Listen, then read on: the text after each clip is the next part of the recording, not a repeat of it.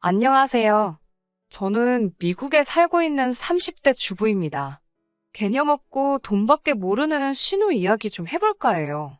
미국에 오기 전 저는 작은 신문사에서 기자로 일하고 있었고, 남편은 IT 회사에서 프로그램 개발자로 일하고 있었습니다. 그러다 남편이 미국에 있는 직장으로 이직을 하게 되면서 같이 한국을 떠나게 되었습니다. 회사에서는 원하면 영주권도 진행해준다고 했기에 저희에게는 더없이 좋은 기회라는 생각이 들더라고요.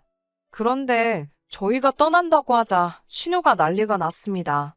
신우는 남편보다 3살이 많았지만 결혼은 하지 않은 상태였는데 자기 혼자 시어머니를 어떻게 모시냐며 남편더러 무책임한 자식이라는 둥 며칠이고 막말을 하더라고요. 사실 저희 시어머니는 시아버지와 10여 년 전 이혼을 하신 상황이었습니다. 시아버지의 반복되는 폭행과 외도에 지친 시어머니는 남편과 신우가 대학에 들어가면서 이혼을 하기로 결심하셨다고 하더라고요. 왜 그동안 그렇게 참고 사셨냐고 언젠가 한 번 물으니 그때만 해도 대부분의 재산이 다 시아버지 앞으로 되어 있었고 이혼하면 아시는 애들도 안 보여준다고 하니까 그 말이 무서워서 참고 살았다고요.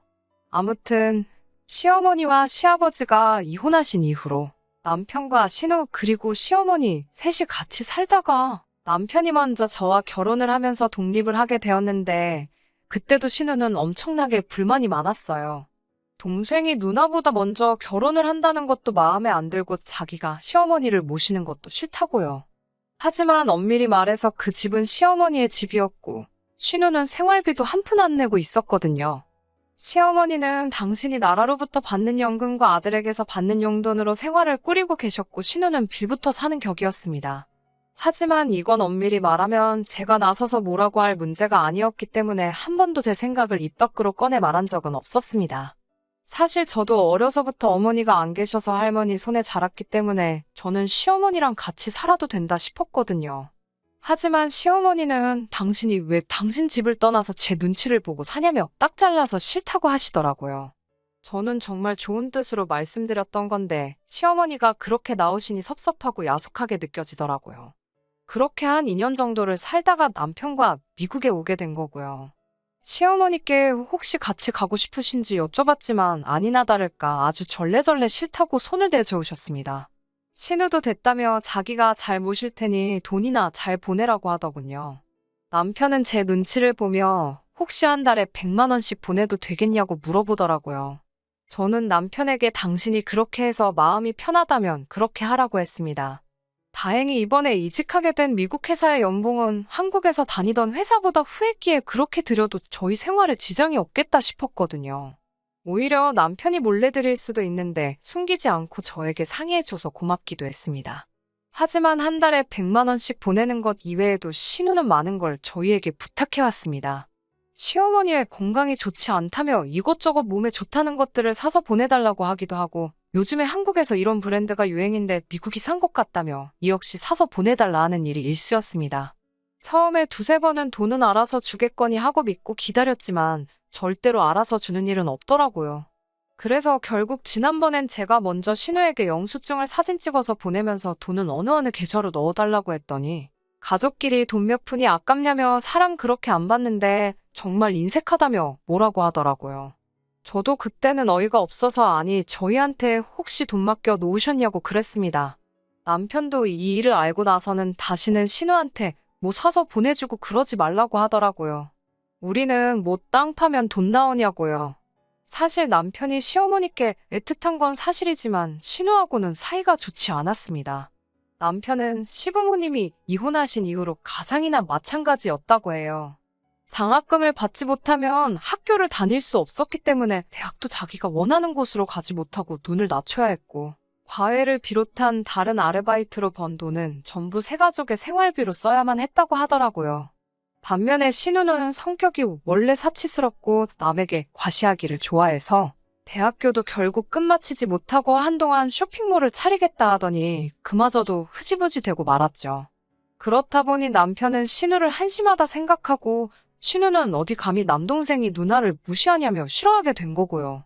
그래도 남편 입장에선 자기는 따로 떨어져 있고 결국엔 신우가 시어머니랑 같이 있고 하니까 자기 딴에는 잘해주려고 한 건데 신우가 점점 더 아나무인으로 나오니 결국 남편도 화가 날 수밖에 없었을 거예요. 그렇게 올해로 미국에 온 지 2년이 좀 넘어갔습니다.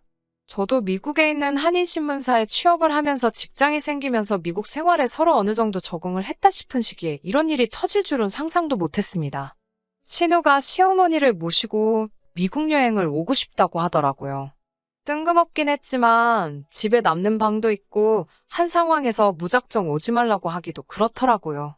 한 달 정도만 있다 가겠다고 하길래 제가 저희 둘 다 직장 때문에 여기저기 모시고 다니지는 못할 것 같다고 미리 정중하게 상황을 설명했어요. 그러자 신우는 걱정하지 말라고 괜찮다 그러더라고요. 신우답지 않은 반응이라서 오히려 어색하긴 했지만 깊게 생각하지는 않았어요. 그리고 그 이야기가 나오고 얼마 지나지 않아 신우와 시어머니가 미국에 왔습니다. 언뜻 짐을 풀 때 보니까 시어머니 짐만 잔뜩이고 신우 건 몇 개 있지도 않더라고요. 제가 짐이 이렇게 없어요? 라고 물으니 제 옷도 빌려 입고 미국은 아울렛이 싸다면서? 가서 사 입지 뭐 이러더라고요. 그러더니 제 서랍장을 뒤적이면서 몇 개 골라 나가더라고요. 황당해서 말이 안 나오는데 시어머니가 저더러 그냥 그러려니 하라는 거예요. 한 달만 있다 갈 건데 괜히 서운한 소리 하지 말라고요. 그렇게 일주일쯤 지났을 무렵이었어요. 신우가 자기 친구가 뉴욕에 산다며 친구 좀 만나고 오겠다고 그러더라고요. 그래서 제가 뉴욕에 친구가 있었냐고 몰랐다 하니까 신우가 내가 너한테 내 친구들이 어디 사는지까지 다 말해야 되냐고 써붙이더라고요. 그런데 뉴욕에 다녀온다는 신우가 캐리어까지 다 챙겨서 나가려고 하더라고요. 그래서 얼마나 있다 오시려고 하냐니까 한 이틀 있다 올 거라고 해서 그런데 캐리어까지 끌고 가시냐 했더니 왜 자꾸 꼬치꼬치 따지냐면서 아랫사람이면 아랫사람답게 굴어 이러는 거예요. 솔직히 이때는 저도 너무 열받아서 한마디 하려다가 시어머니가 저를 쳐다보고 계시길래 꾹 눌러 참았습니다. 사실 신우가 저렇게 된 건 전 시어머니의 잘못도 있다고 생각하거든요. 시어머니는 신우가 뭘 하든 늘 오냐오냐세요. 그리고 절 별로 안 좋아하시는 것도 알아요. 뭐 때문이라고 저에게 정확히 말씀해 주신 적은 없지만 사람이 겪어보면 알잖아요. 상대가 날 좋아하는지 아닌지. 제 생각이지만 신우가 계속해서 제 뒷담화를 하는 것 같습니다. 왜냐하면 미국에 온 지 며칠 되지 않았을 때예요. 잠이 통 오질 않아서 따뜻한 우유라도 한 잔 마실까 하고 부엌으로 가는데 시어머니와 신우가 머무르는 방에서 어떤 소리가 새어나오더라고요. 그러면 안 되는 걸 아는데 저도 모르게 귀를 기울이니 집안 청소 상태가 어떻다는 등 냉장고 속이 어떻다는 등 하면서 엄마 없이 잘한 티가 난다고 수군거리더라고요. 솔직히 신우야 그렇다 쳐도 시어머니가 그런 이야기에 맞장구를 쳐주실 줄은 몰랐거든요. 차라리 뭐가 마음에 안 드시면 안 드신다 말을 해주시지 그럼 제가 고치려는 노력이라도 할 수 있는데 싶어서 서운하고 눈물이 나더라고요.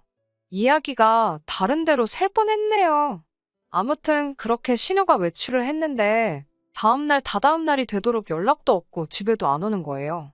이틀 정도 있다가 온다고는 했지만 전화도 안 받고 문자도 전혀 확인을 안 하니 괜히 쎄한 기분이 들더라고요.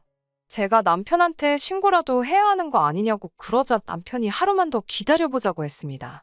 그리고 그 이튿날 신우에게 다시 전화를 걸었더니 이번엔 전화를 받더라고요.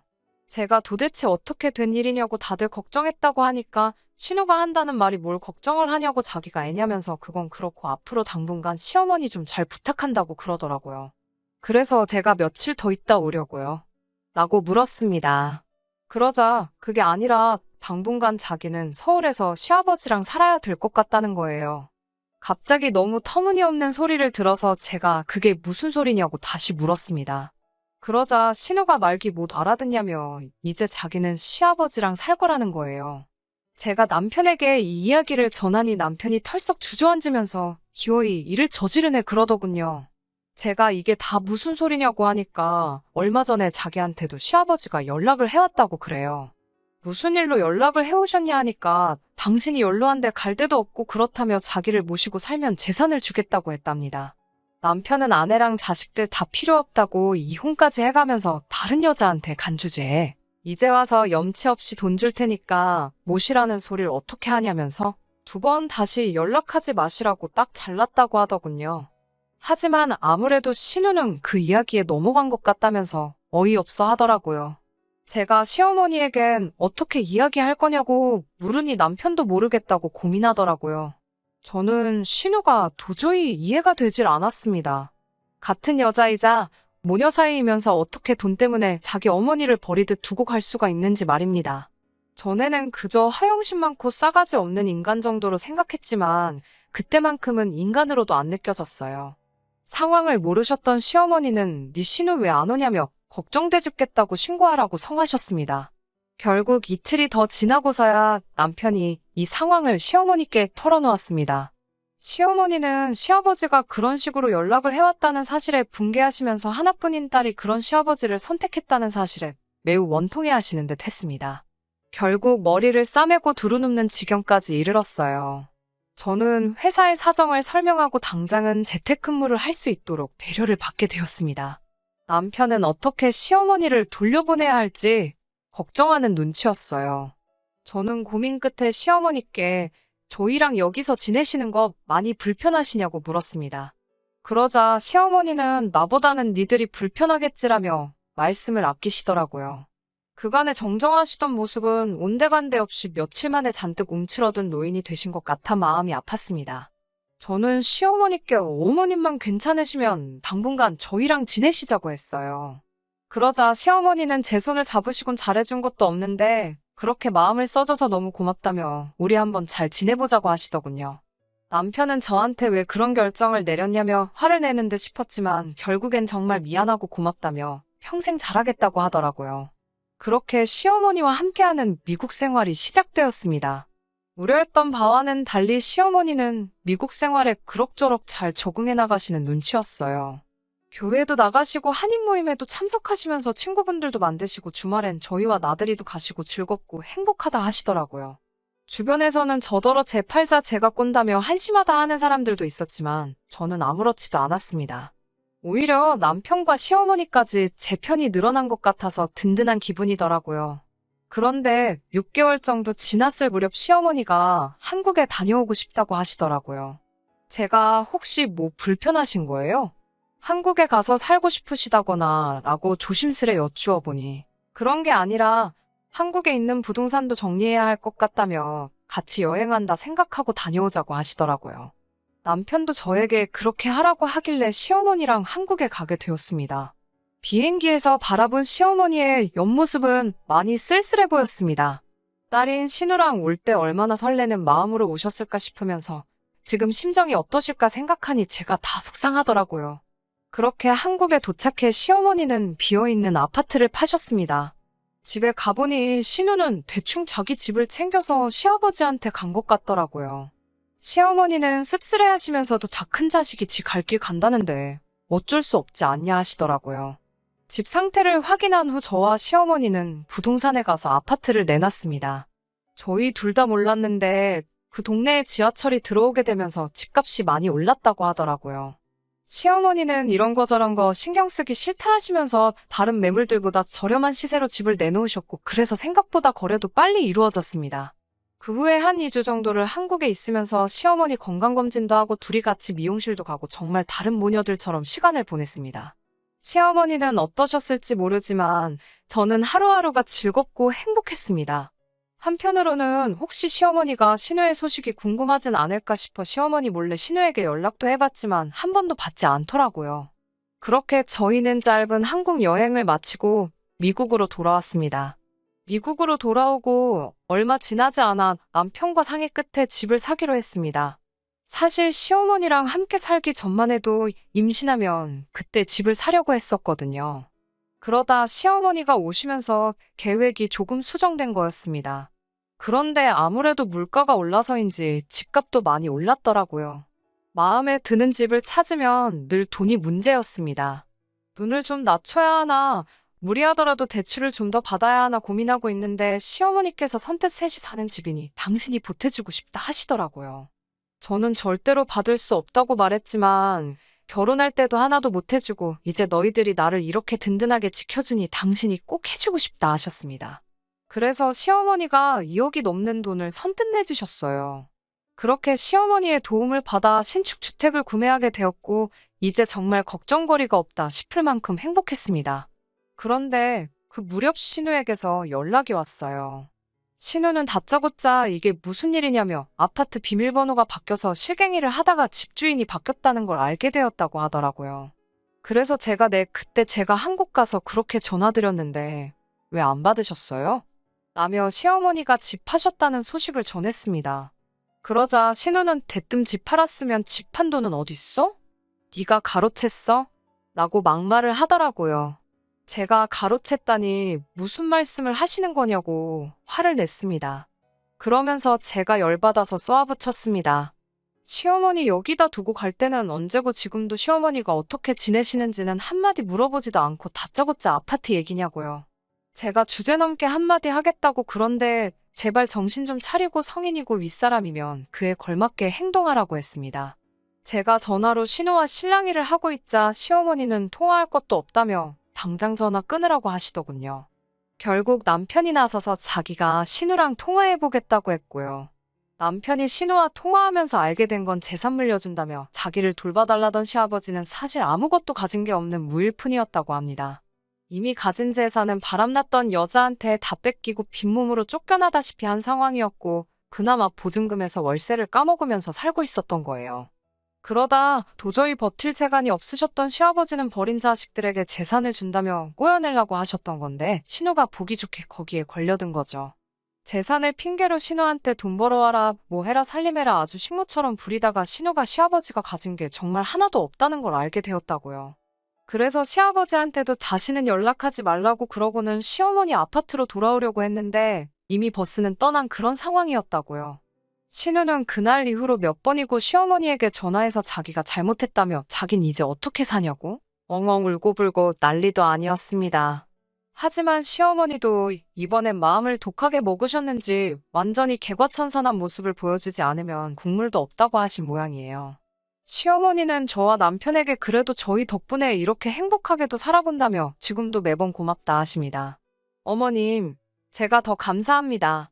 신우는 요즘도 듣기로는 정신 못 차리고 괜찮은 남자 물어서 시집간다며 미모 가꾸기에 열을 올리고 있는 모양이에요.